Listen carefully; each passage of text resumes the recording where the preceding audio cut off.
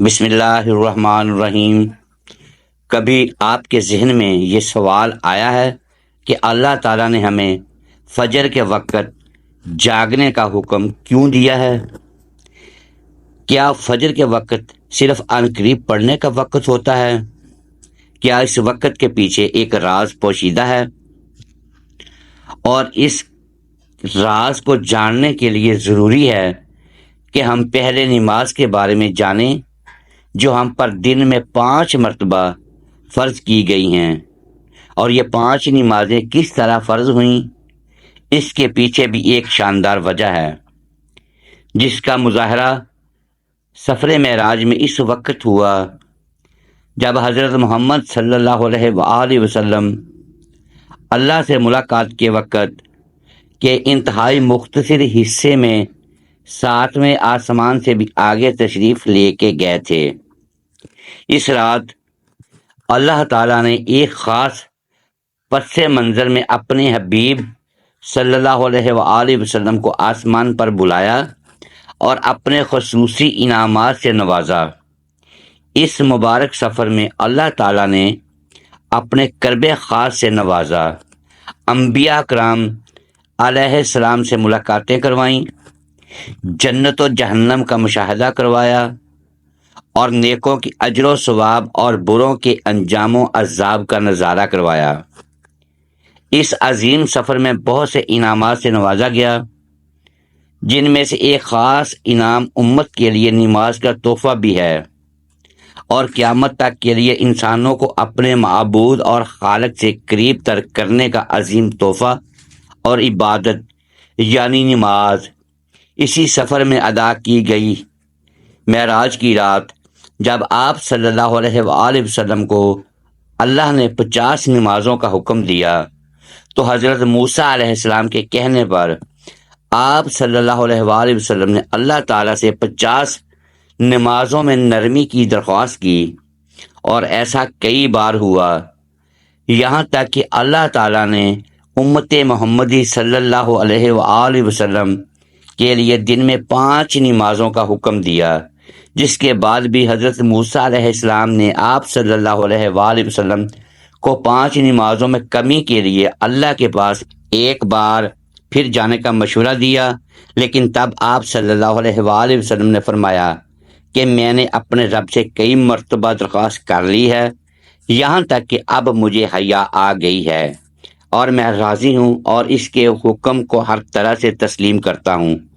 ہر نماز پڑھنا ضروری ہے، اور یقیناً آپ کے لیے بھی نمازوں میں سب سے زیادہ مشکل نماز فجر کی نماز ہوگی، جس میں نیند کا غلبہ اس قدر ہوتا ہے کہ انسان بمشکل اٹھ پاتا ہے، لیکن دین کے اس خاص حصے میں جو راز پوشیدہ ہے، اسے جب آپ جانو گے تو یقین کریں کہ آپ فجر کی نماز کبھی نہیں چھوڑنا چاہیں گے۔ یہاں نماز فجر کے کچھ فضائل سماعت فرمائیں۔ 5 نمازوں میں سب سے اہم نماز فجر کی نماز ہے۔ اس کی اہمیت کا اندازہ اس بات سے لگائیں کہ اللہ تعالیٰ فجر کے وقت کی قسم اٹھاتے ہیں اور فرماتے ہیں، قسم ہے فجر کی اور 10 راتوں کی اور جفت اور طاق اور رات کی جب وہ چلنے لگے، یقیناً ان میں عقل مندوں کے لیے بڑی قسم ہے۔ حضرت عائشہ صدیقہ رضی اللہ تعالیٰ عنہ سے روایت ہے کہ حضور اقدس صلی اللہ علیہ وآلہ وسلم ارشاد فرماتے ہیں کہ فجر کی 2 رکعتیں دنیا و معافیہ سے بہتر ہیں۔ یاد رکھیں کہ فجر کی باجماعت نماز ایک مسلمان کی صداقت اور اس کا ایمان پرکھنے کی کسوٹی ہے۔ حضرت عبداللہ بن عمر رضی اللہ تعالیٰ عنہ فرماتی ہیں، ہم اگر فجر اور عشاء کی نماز میں کسی آدمی کو نہ پاتے تو اس کے بارے میں اچھا گمان نہیں رکھتے تھے۔ فجر کی نماز، صبح کی نماز جہنم سے حجاب ہے، آڑ ہے۔ جناب رسول اللہ نے فرمایا، جو شخص سورج نکلنے سے پہلے اور سورج ڈوبنے سے پہلے کی نمازیں یعنی فجر اور عصر پڑھتا ہے، وہ ہرگز جہنم کی آگ میں داخل نہیں ہوگا۔ فجر کی نماز جنت کی ضمان ہے۔ رسول اکرم صلی اللہ علیہ وآلہ وسلم نے ارشاد فرمایا، جو شخص 2 ٹھنڈی نمازیں یعنی فجر اور عصر پابندی سے پڑھتا ہے وہ جنت میں داخل ہوگا۔ سبحان اللہ۔ فجر کی نماز نہ پڑھنے پر وعید حضرت عبداللہ رضی اللہ تعالی عنہ سے روایت ہے کہ جناب رسول اللہ صلی اللہ علیہ وآلہ وسلم کے سامنے ایسے شخص کا تذکرہ کیا گیا جو صبح ہونے تک سوتا رہتا ہے، یعنی کہ فجر کی نماز ادا نہیں کرتا ہے، تو آپ نے فرمایا ایسے شخص کے کانوں میں شیطان پیشاب کر دیتا ہے۔ فجر کی نماز کے لیے کسی طرح اٹھیں کیونکہ اس وقت نیند کا بہت غلبہ ہوتا ہے۔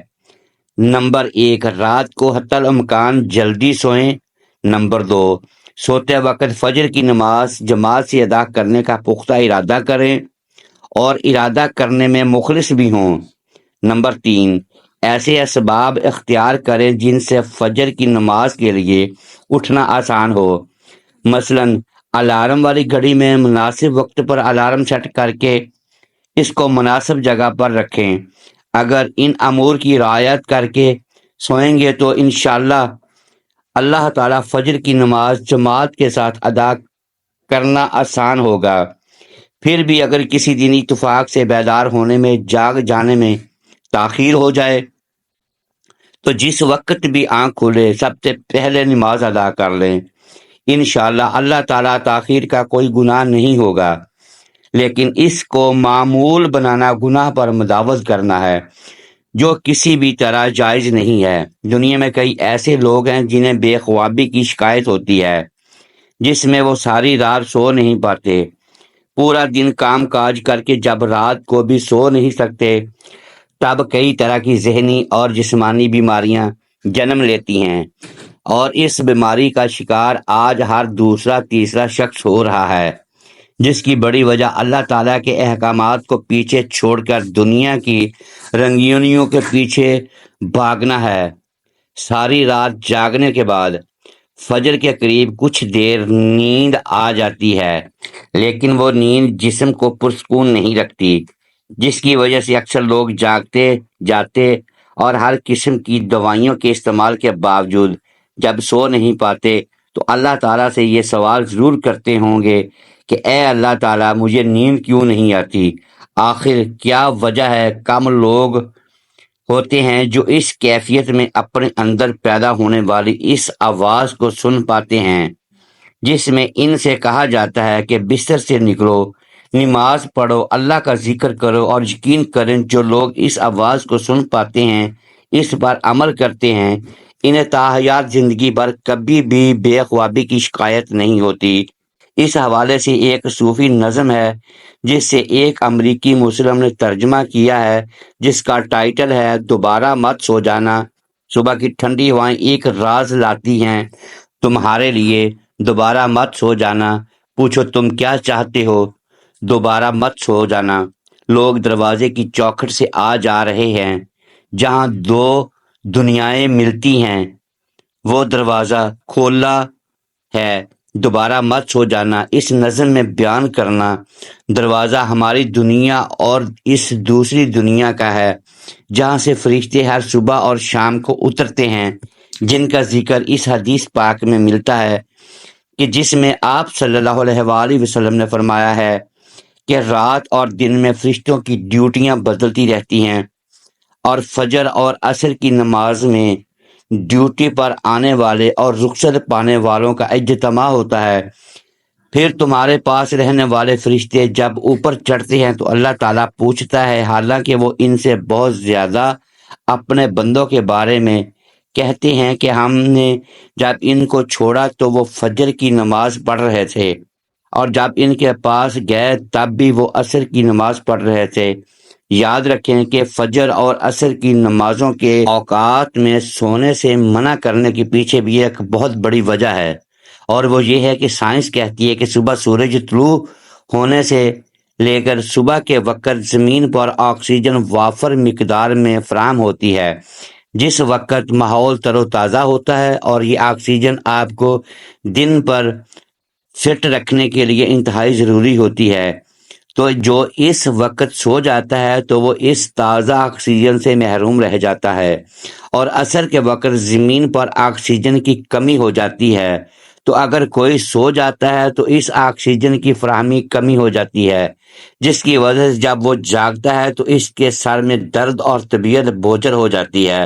اور یہی بڑی وجہ ہے کہ دین اسلام میں ان دونوں اوقات میں سونے سے منع فرمایا گیا ہے۔ نماز فجر کے بارے میں ایسے بے شمار فضائل اور بھی ہیں جن کو ہم نہیں جا سکتے۔ اگر انسان ان کو جان لے تو کبھی بھی کوتاہی نہ کریں، کبھی بھی سستی نہ کریں۔ رسول اکرم صلی اللہ علیہ وآلہ وسلم کا فرمان ہے، اگر وہ لوگ عشاء اور فجر کی فضیلت کے بارے میں جان لیں تو وہ ضرور نمازوں میں حاضر ہوں گے، چاہے ان کو خود کو گھسیٹتے ہوئے ہی آنا پڑے۔ اب آپ خود اندازہ کیجئے کہ ایک طرف ان دونوں نمازوں کی یعنی فجر کی اور عصر کی اتنی فضیلت و اہمیت ہے، اور دوسری طرف ان کی ادائیگی میں اتنی سستی اور لاپرواہی برتی جاتی ہے۔ اللہ تعالی ہم سب کو 5 وقت نماز پڑھنے کی توفیق عطا فرمائے، آمین ثم آمین۔ پیارے دوستو، اگر ویڈیو اچھی لگی ہو تو اسے لائک کریں اور اپنے اس چینل کو سبسکرائب کر لیں اور بیل آئیکن پریس کر لیں تاکہ ایسی اسلامی ویڈیوز آپ تک بر وقت پہنچی رہے۔ شکریہ، اللہ حافظ۔